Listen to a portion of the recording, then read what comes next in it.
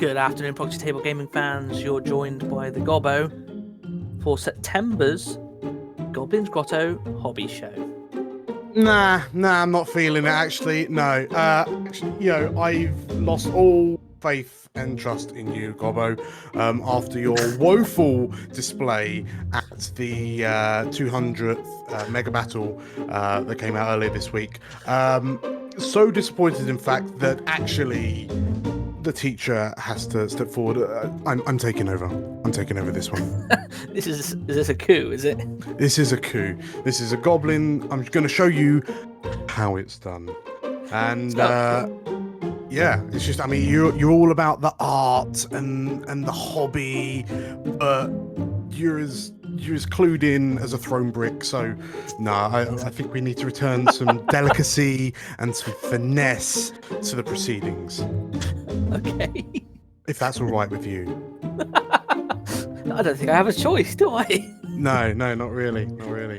Yeah, no, I think I'm going to take over. So you can catch us, myself, Scabfat, and PTG Gob over here on the socials. You can pick us up on YouTube, on Instagram, and on Twitter. We've got our own handles as well as the PTG handles. But something that we are going to talk about today, rather than this kind of traditionalist nonsense that Gobbo's always banging on about, we're going to look at the future of miniature hobbying. We're going to talk about 3D printing today. Ooh. Yeah, so it's obviously a big thing. It's somewhat of a phenomenon that's hit the hobbying scene. Wouldn't you argue? I agree. Yeah, it's something that I don't know much about. I've seen the effects of it, obviously, but I haven't dabbled myself. I am hoping to learn a thing or two. Oh, and learn you will, hopefully. So, yeah, I mean, it's definitely something that I've had a lot. It's really kind of supercharged my hobbying. So, what is it all about? 3D printing. It's basically, they looked at that historical documentary show, Star Trek, and they've basically built, we now have the technology to take a computer file and create a 3D structure from it. And it's not taken long, but we managed to, start to bring it into our hobby. So basically, you take an STL, which is one of the, well, for example, an STL, one of the kind of general 3D files. You plug it into. What's STL stand for? Shut your mouth. I don't think those words line up. It stands for STL. Obviously, it's spelled ESTEEL, STL, and yeah. So basically, you plumb that into your 3D modeling software, and out pops a model with your 3D printer, such as the beautiful Elegoo Mars 2 that we've got on screen here. So yeah, that's hashtag not sponsored. Not sponsored, yeah. So 3D printing, it's really handy. Now, when it comes to 3D prints, there's two kind of major types that we would be using. On the left, you've got the resin printers, and on the right, you've got the filament printers. So the filament printers are actually kind of the older style of printer, and it fundamentally is a big reel of plastic filament that goes through a heated extruder that melts the plastic into a shape, and it builds up layers and layers and layers on itself, and you have the little arm going backwards and forwards like one of those grabber machines that you get in an arcade. Whereas resin printers are a bit more sci-fi. I think the vast majority of the hobby printers you'll see will likely be resin ones, and they use a resin that cures under UV light, so sunlight basically, and the printer basically kind of shines very precise dots of UV light into a vat of resin, which cures those very specific parts, and then builds a model that way. How does it benefit our hobby? So, I mean, Gobby, yeah, we've had quite a few discussions about 3D printing, haven't we? And sort of like, definitely, yeah. It's there are a lot of people that are saying that this is kind of where kind of miniature hobbying and are going in general. I mean, 3D printing as a technology is kind of having a big impact across our whole society. I've certainly seen news articles about like temporary housing being 3D printed. Definitely. The other thing as well is, for example, when this started coming out, you had the, what do you call it, doom criers, saying that this was going to put out Games Workshop out of business and stuff like that. It's like, I don't think, in the short term at least, that will happen. I think majority of it will be used to benefit, and then to be an addition to a hobby rather than a replacement. Absolutely. I mean, like it's good that you mentioned Games Workshop, because for better or worse, you kind of tend to see those two, 3D printing and Games Workshop kind of thrown around in the same kind of sentences. But I mean, Games Workshop released the Sisters of Battle range some time back. Yes. But when you actually look at it, the very first model they released to kind of preview what they were doing with it, I believe the model was called Sister Amelia. Yes. She was 3D printed. Yep. It was difficult to tell. Like, it was a good 3D printer they did it on, but it was actually 3D printed. So I guess in a way, you could look at it and say, well, if it's good enough for them, surely it's good enough for us, right? Exactly. So yeah, how does it benefit the hobby? Now, I mean, as with all things, there are pros and cons, right? There are going to be ways that it does benefit, and maybe some itches that it doesn't scratch. So I mean, in terms of the pros, specifically for the Ninth Age, the Ninth Age is a model agnostic rule set. The idea is that you can use anything you want as long as your opponent knows what it is that your models are representing. Now, when you've got a 3D printer, you can start. You can basically print anything. You're not kind of tied into the model choices. Range, for example. Exactly. Yeah. I mean, generally, there are a lot of companies making a lot of models, and realistically, a lot of the time you could probably get something that you like from a plastic kit or some metal models, or Mias Miniature doing 50% discounts, and people buying out their catalogs. Like, those models are fantastic, don't get me wrong, but sometimes it's just not quite right, and that's where something like 3D printing comes in. Exactly. So one of the things for me is I like the individuality and the creative process. So the ability to create something that is unique really appeals to me.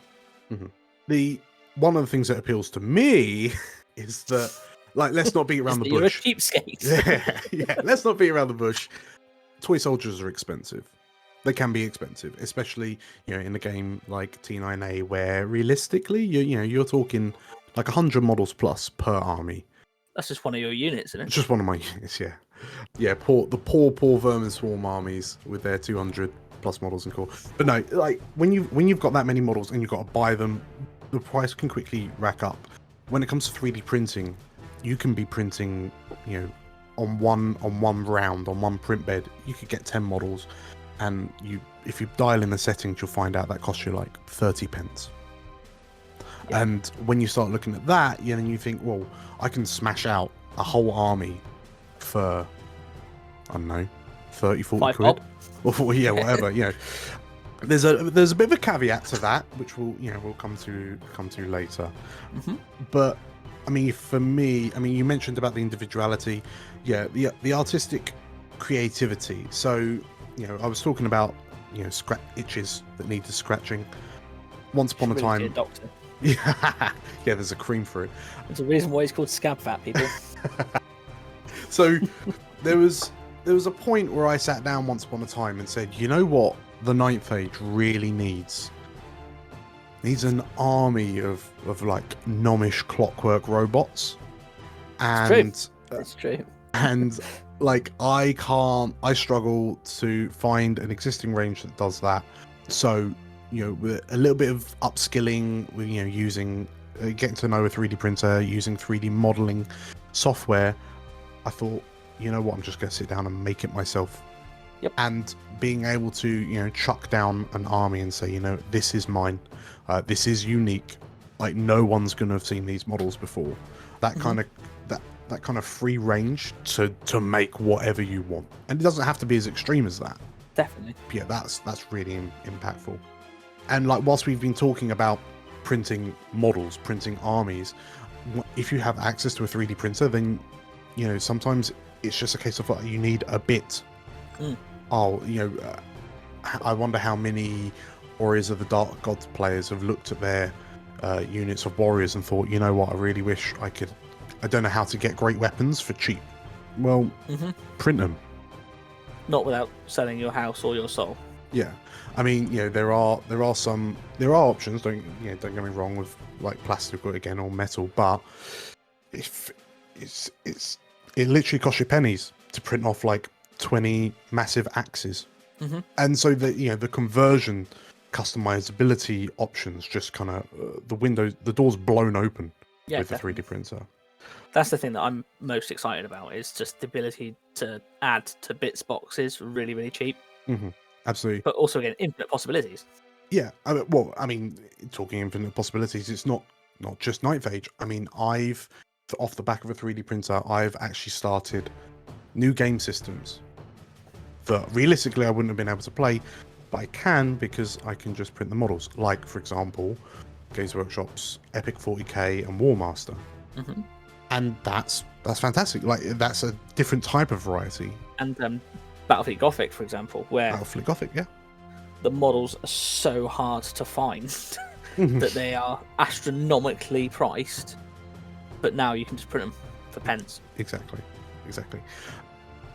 Yeah. So in the interest of fairness, it's not all sunshine and roses. There are a few things that you need to kind of bear in mind. So 3D printing does have like a high initial outlay. The printers themselves, obviously you've got to buy the printer firstly. That's the most important bit. But once upon a time, 3D printing, a printer would set you back hundreds, if not thousands. Realistically, they still can. But what's the sort of average run-of-the-mill 3D printer in terms of resin?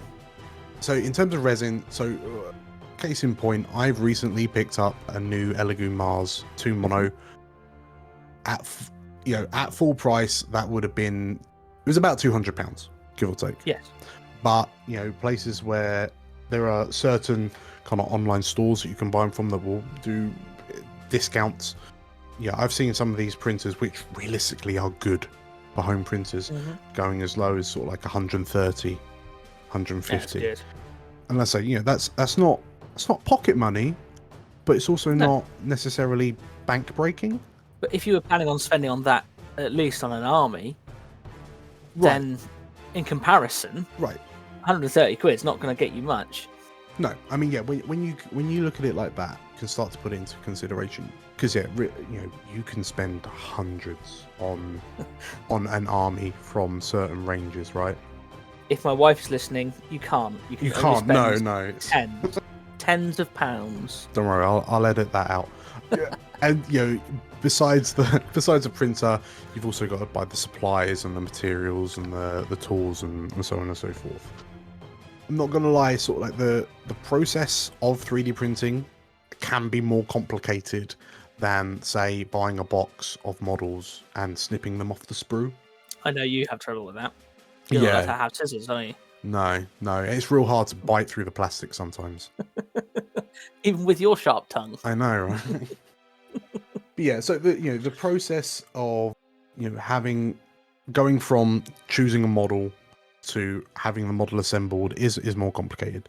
As such, part of that complicated process is the preparation and the effort that you have to put into it, because when you buy pre-made models, the vast majority of that journey has already been done for you by whoever made the models. But whether it's a case of finding the right model, perhaps you might need to support it in your 3D processing tools, your programs, so they print properly, cleaning them, prepping them, making sure that they're printed correctly in the first.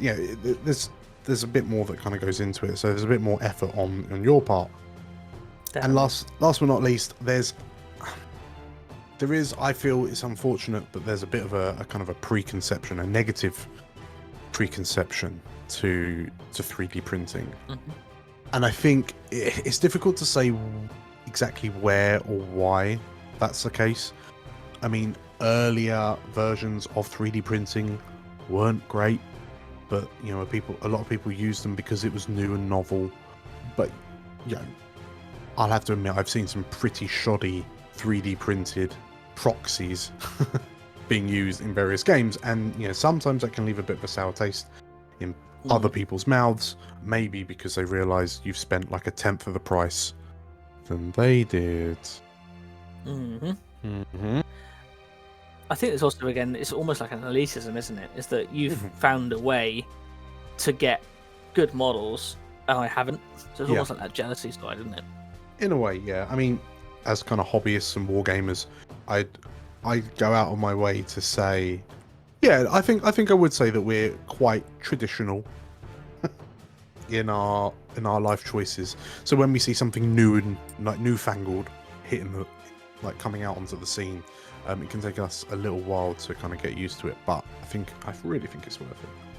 I also think, again, a lot of the people that are impetuous with their buying. Yes. So, for example, like with the new releases for GW, they'll go out and buy it regardless of the price. And this kind of poo-poos that, doesn't it? Yes. Because you can then create something for a minuscule amount of money that's almost as good, if not better. Yeah, absolutely. So let's imagine that you've decided you're going to take the plunge, you're going to jump into a 3D printing lifestyle. Like, what do you need? So realistically, the first thing you need is a 3D printer. That's arguably the most important step. Who'd have thought? Who'd have thunk it? And the first 3D printer you need, the 3D printer you need, wholly depends on what exactly it is you want to start printing. So for the vast majority of us, if we're printing miniatures mainly, then we're going to need a resin printer. But if we're more interested in sort of like terrain printing or things that are significantly larger where fine detail isn't as important, then a filament printer is generally a little bit cheaper, it's less messy, and that'd be the right way to go. On top of that, you're then going to need the printing materials. So by that I mean resin for a resin printer or filament for a filament printer. And in terms of resin printers, I'll mainly focus on that. There are a dizzying number of resins you can go for, besides just the various colors. You've got like standard resin, ABS resin, water washable resin, etc. Realistically, it's different strokes for different folks. Personally, I tend to use I prefer ABS because I find it's a bit more resilient, a bit more kind of flexible, which is kind of ideal for gaming models. There are resins specifically made for miniature printing where the resin cures to be firm but quite flexible, so if something gets knocked off, it doesn't just shatter into 1,000 pieces. Besides the resin or the filament, you're gonna need cleaning materials. So again, for a resin printer, you're gonna need to stock up on things like 99.9% isopropyl alcohol or IPA. You're gonna need Indian Pale Ale. Yes, indeed. Yeah, I just make sure you don't get those confused. Yeah, you'll want like a lot of tissue, like heavy duty tissue for any spillages and so on and so forth. But yeah, something like IPA to wash away the actual resin. A filament printer isn't going to need as much in the way of cleaning materials because it's not inherently messy or liquid. Arguably more importantly than cleaning materials are your protective gear. So especially with resin printing, you're dealing with materials that are, can be dangerous to your skin. Toxic, yeah. So you're looking at sort of disposable gloves. You might need to, depending on where you're going to have your printer, you might need to look into something to improve your circulation so you don't fume yourself out. Maybe even protective goggles if you like throwing all your toxic. So you can get like almost like rebreathers sort of thing, can't you? Like for dust and for painting. So it's a similar sort of thing because the gases that come off of these aren't nice. Yes, yeah. I mean, I'm lucky in that personally, I don't notice the smell of a 3D printer too much. But speaking to others who own them, they have banished their printers to like an outside building because the fumes are too much. So that's something to bear in mind. Is it because you've burnt your nasal receptors? So quite possibly, yeah. An adolescence of partying too hard. Exactly. So you've got your print. Now you need a way of curing it for a resin printer. So personally, I've got a run-of-the-mill salon grade nail UV curer box. That works really well because it's nice and compact. I can choose when I want it on or off. I can choose, do it any time of the day. Some of the companies do actually sell dedicated curing stations. So, you just plonk your whole print in, it'll wash it, it will then cure it, and you just pull the finished product out. I know others decide to go a bit more biblical, and they just leave it out in the sun to cook naturally. So that's only available 2 months of the year, guys. Yes, yeah. That the success of that is wholly dependent on where you live. Yeah. So, you've got this whole long list of things. The last ingredient is something to print. Brings us back to the STLs that we spoke about earlier. Now, the STLs themselves, like in terms of where you find them, as time's gone on, there are more and more options to find them. You may find that, depending on when you're listening to this could be horrifically out of date. Who knows? First places are kind of free. There are a lot of free websites. So places like Thingiverse, Yegi, they're almost like the Google equivalents of 3D print files and STLs. So on these websites, you'll be able to find dozens and dozens of free prints that people have uploaded out of the goodness of their hearts. And realistically, as time goes on, the quality of these free prints gets better and better. So you can see on here, there's loads of different options when we simply type in the word Goblin. It's the best word to type in. Exactly. So, really, it's the only thing you ever need to print, right? Mm-hmm. For those of you who like to go a bit more upmarket, you've got places like My Mini Factory, which is one of my favorites. Cult 3D is another one.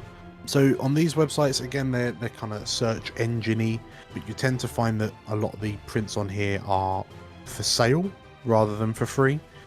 What I've found over time is that, the files that you pay for just tend to be better quality in general.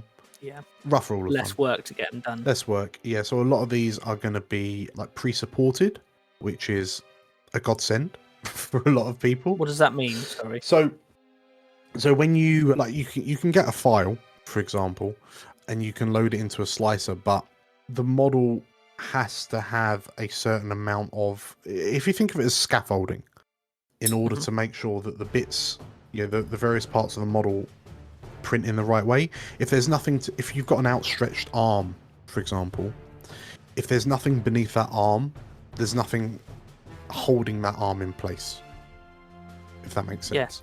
So the act of supporting is a bit of an art form, but for example, I can see there's Archvillain Games Goblin there, pre-supported.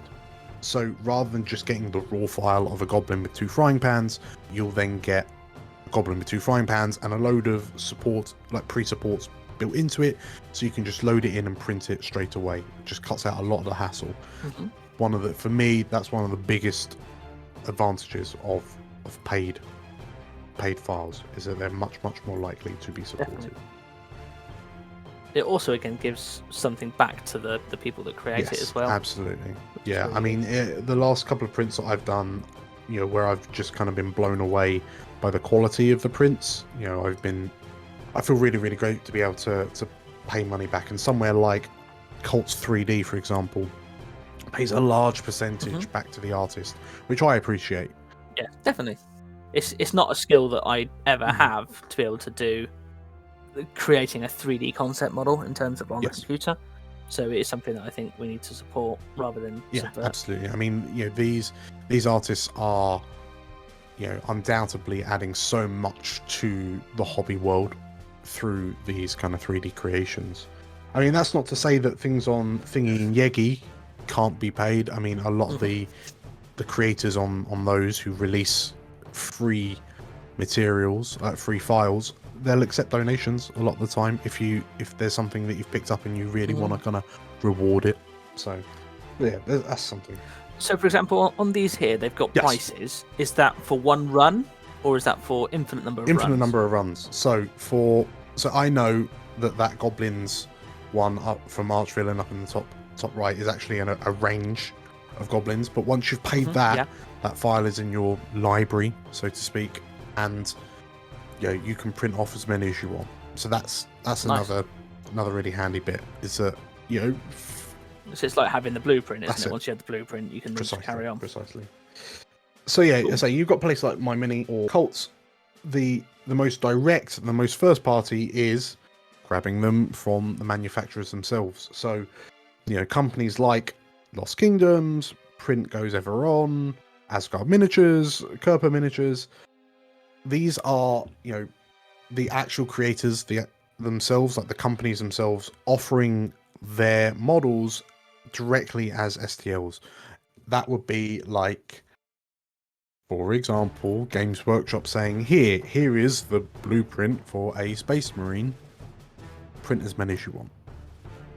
Like, you can print these at home rather than buy them from us. That's kind of the idea of that.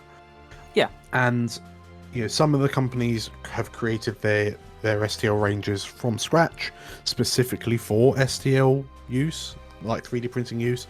Other companies like Lost Kingdom originally sold these models as resin models that they would send out in a very kind of traditional kind of way, but have since then converted a lot of their models to STLs. So they're Infernal Dwarf stand-ins. You could buy them once upon a time, and those are amazing models, but you can now also print them. Yes. And it's not just the big companies that are doing first party. A lot of smaller creators are also selling on Patreon or similar kind of subscription platforms where you're directly supporting the artist. So I think last month I was showing off my Space Communist battle suits. So the artist there, Piper Makes, has a Patreon where you can subscribe for so many pounds a month, and then every month you just get the opportunity to then download new stuff. It's awesome. So I reached out to some of the Ninth Age players I'm in a WhatsApp group with that kind of looks at 3D printing, because I wanted to see what sort of stuff they were printing for themselves, for their own armies, and a fair few kind of responses that I wanted to show. So Gareth Willis here is printing a pirate ogre army, which looks really, really fantastic. So I mean, it's just that kind of variation on a theme, the wow factor. I mean, everyone's seen an ogre army, but ogres in tricorns and conquistador suits of armor. And riding a crab. Yeah. So ogres impressive. Mounted ogres are arguably much more impressive. And again, it's just that kind of the creativity, the things that you can do model-wise that will be either difficult or expensive to do if you were using kind of first-party models. So a couple of examples of what he's painted up. He also sent over some pictures of models that haven't been painted yet. So this is kind of gives you an idea of what they'd look like when they're undercoated. And there's kind of a these models are lovely because there's a bit more of a ferociousness behind them there compared to some of the other ranges. Definitely. Which I really like. Then we have some goblins. Yeah, so clearly the powerhouse of Gareth's new ogre army are his scraplings. Exactly.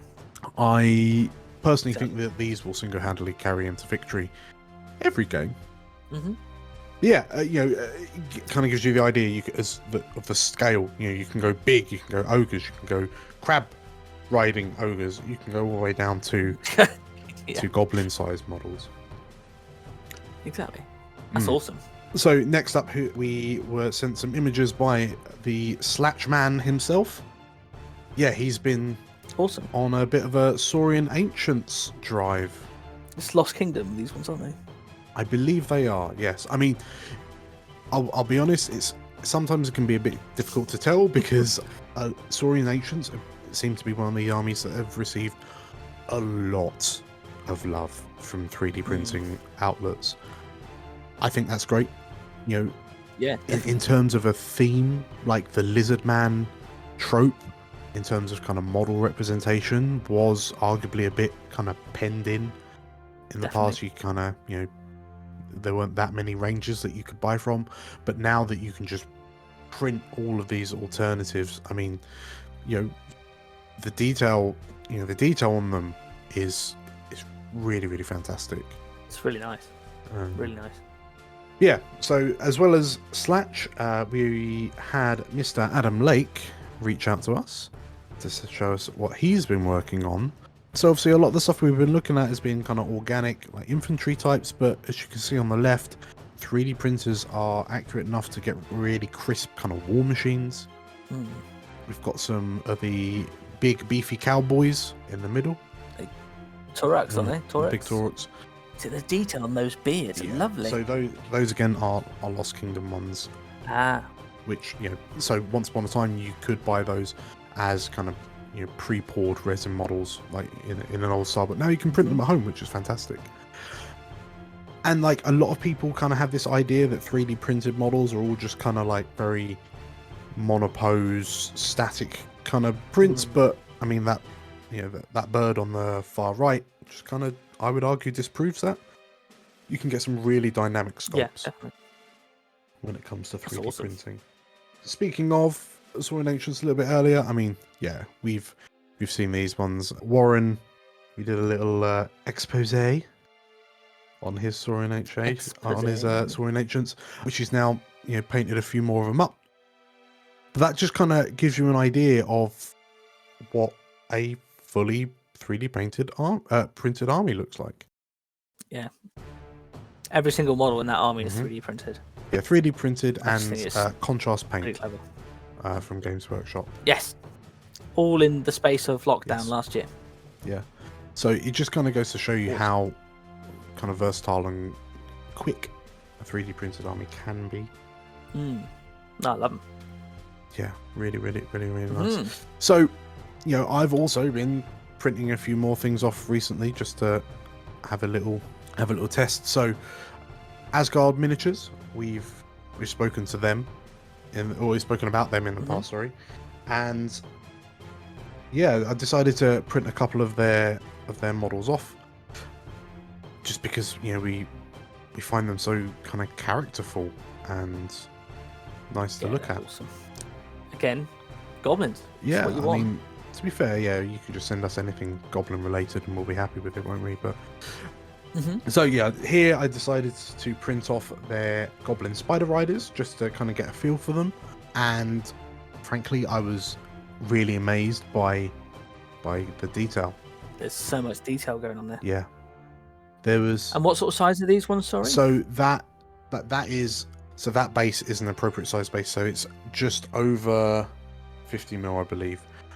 Wow. If you were to play a certain fantasy-based Games Workshop game, it would be the right basing size. But yeah, this is kind of the, you know, what they print off to look like, what they're presented to look like. Awesome. And going back to what I was saying about first party, the model itself was pre-supported, so there was no kind of faffing around on my ends, making sure that it was going to print okay. It was a case of, I want this body with this abdomen, with this goblin head, with these arms. Bang, bang, bang, chuck them on my print bed and print. It was as easy as that. Awesome. Which meant, you know, another good point is that there was customizability. You know, I chose some of the legs, I chose some of the heads, I chose the arms. Yeah, it can really... The detail's lovely, isn't it? Really nice.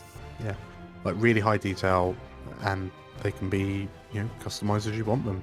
It's a multi-part kit. Ugh. Yeah, they're kind of gribbly. I mean, it's a lot more horrific, aren't they, than the other spiders? Yes. Yeah, I mean, they're arguably less gribbly when they're in front of you and you realise, you know, the size of them. But yeah, no, certainly there's a right amount of ick. Yeah, no, that's horrid. Lovely, but horrid. Lovely, but horrid. What we all aspire to be. Exactly. So it wasn't just the Spider Riders that I printed off.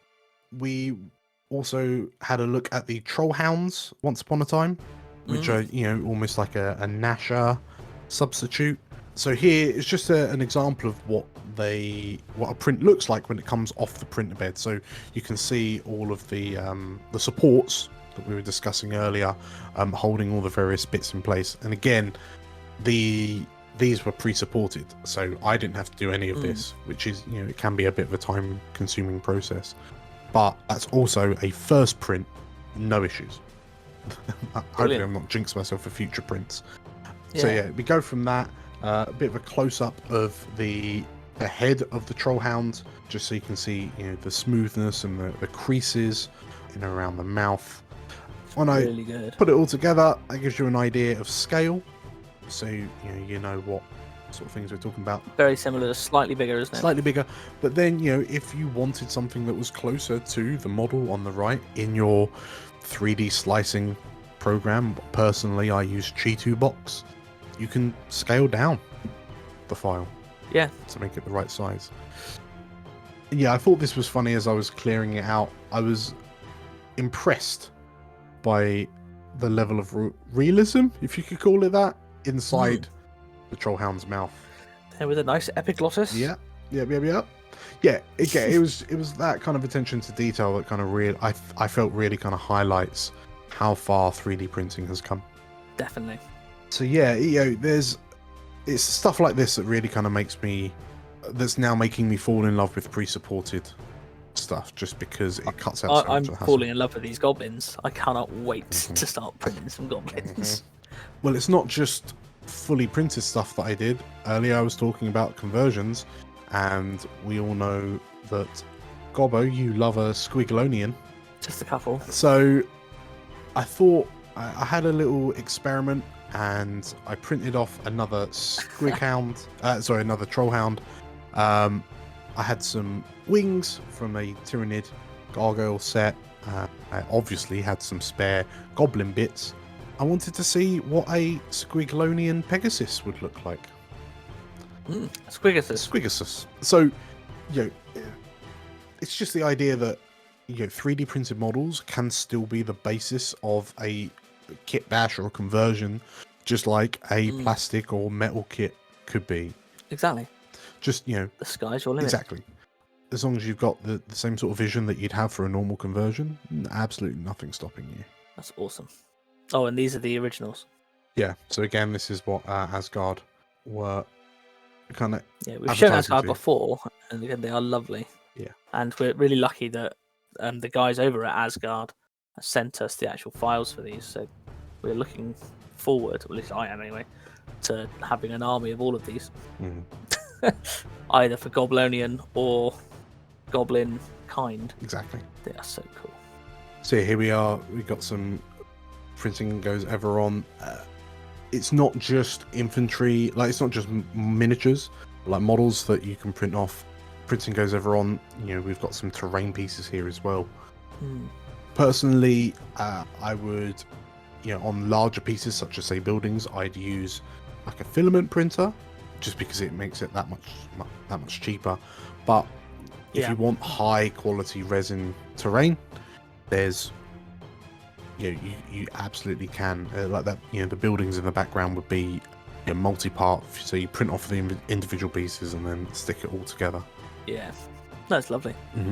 I know Tabletop Worlds do resin printing now as well, don't they? Exactly. That's a freaky looking pumpkin. Yeah, he's just in time for Halloween. Lovely. Oh, that's quite cool. That's going to cost a bomb doing it that way, though, surely. Well, it would cost you significantly less than buying it. Yeah. I mean, and that's the way I kind of look at a lot of printing now, is that how much would it cost me if I bought this firsthand? No, it's fair enough. And a Fungus Monster. A big old Fungus Monster. Yeah, it's again, a model like that isn't something that you could normally easily get your hand on to that level of detail. So unless you leave your sandwich under your bed for a while. Yeah. But then it's a bit problematic if you're trying to take it to a number of tournaments over the space of a year. It's true. Would not recommend. So, we've obviously looked at prints from other manufacturers. Those of you that watched the channel in the past, I've spoken about my GNOME bots at some length in the past. And for me, that was a special project because the models were, on the whole, kind of designed by myself. Like the image of the army was mine for sure. And I knew that one of the models I wanted was an Anvil of Power, which, you know, became my anvil. But I knew that I needed some anvil guards to protect it, and I wanted them to be unique to that. So yeah, just got some screenshots of how I kind of went ahead and created it. I mean, the idea of creating your own models, quite rightly, would seem a bit intimidating. I was really lucky with the gnome bots because a lot of it was just kind of basic shapes. So, for example, this little cylinder that we're looking at here, this squash cylinder, ends up becoming like the eye of the lens of the robot. So I start with a shape, I then, you know, take another shape, intersect them, and I use a tool called Boolean, which basically kind of cuts out a segment, which leaves me with that kind of recessed eye. That's awesome. And then, you know, so that leaves me with an indent. I then take a slightly smaller version of that shape and do it again to create the lens proper. In terms of the body, again, it's just a cylinder. The top of the body is a sphere that I've squished and then cut in half. The ring around the middle is another cylinder, and so on and so forth. So it was just an idea of kind of taking these basic shapes and figuring it out. That is to say that, you know, through places like Yegi and Thingiverse, I was able to find a dizzying number of cogs and kind of wheels and whatnot. So yeah, I was able to choose from a vast selection which cog was destined to sit in the top of this anvil guard's head. So, you know, after choosing that, you know, in terms of the legs, they were just spheres squished to create the legs with cylinders to act as the feet. You can take these shapes, you can edit them, for example. So I knew I wanted my anvil guard's feet to kind of be flared cylinders.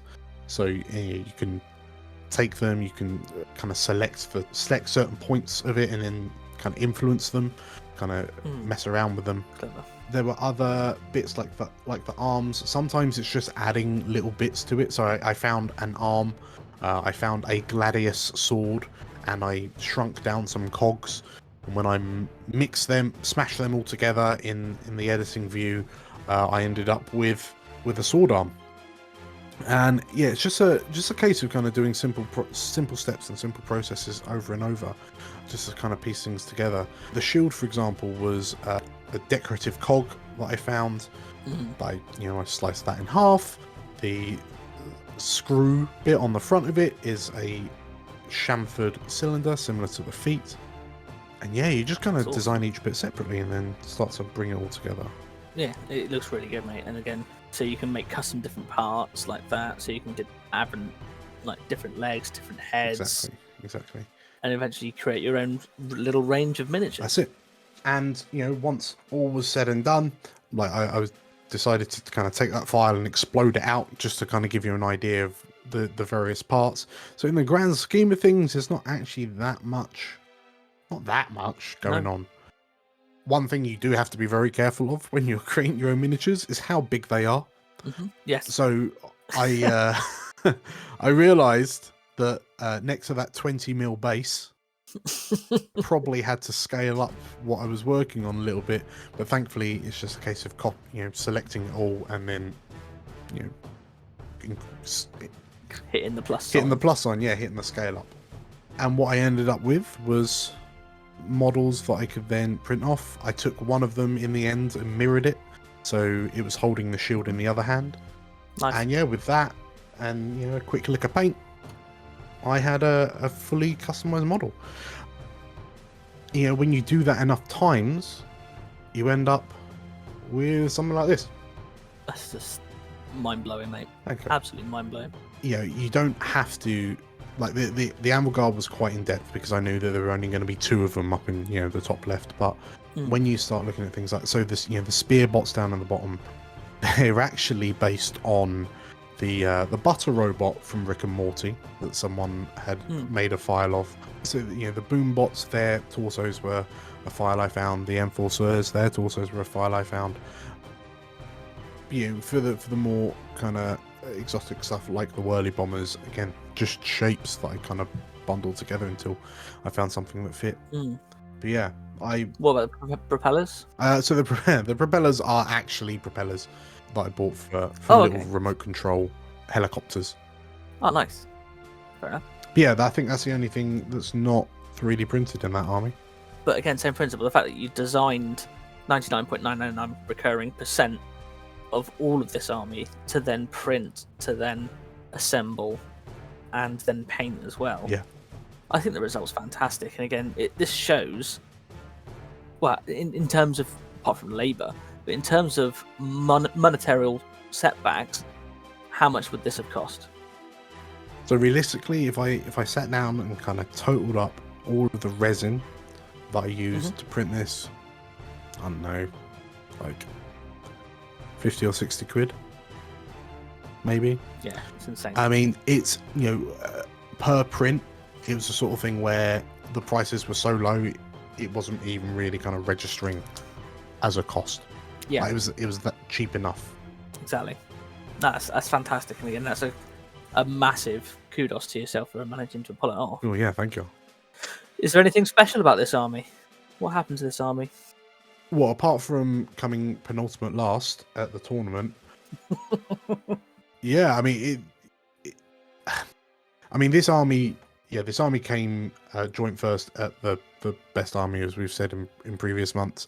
So I think that's kind of indicative of, how a 3D printed army can hold up against some fantastically made and painted armies that it was kind of going up against.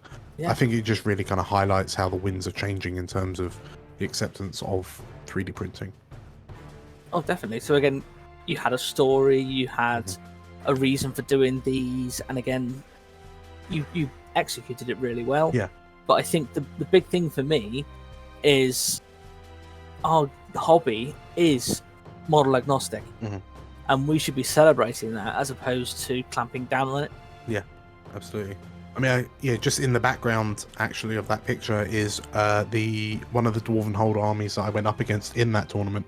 And yeah, it was just nice to see what was effectively two very similar lists that looked so visually different.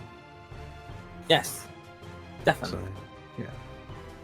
No, well done, mate. And thank you very much for going through all of that, and I cannot wait to have a 3D printed Goblin army. Yes, yeah, well, sooner rather than later. Soon. So, yeah, I mean, that pretty much wraps up 3D printing. Gonna be honest, I'm feeling a bit tired and sleepy now, so I think I'll just leave the outro to you. Oh, yeah, cheers. Yeah. Get all the proper work done now. Thank you very much for joining us, guys. We do really appreciate your time and your comments. So if you'd like to have your model showcased on the show, please don't hesitate to get in contact. So at paintgoblin@gmail.com, you can contact us on YouTube, on Instagram, on Twitter, or on the Ninth Age forum itself. Please like, share, and subscribe. We really want to share and grow our hobby, and we want to get you guys involved. Your turn this time. We would love to see pics of your greatly generous goblin giving for the greater good of gracious Greek youth.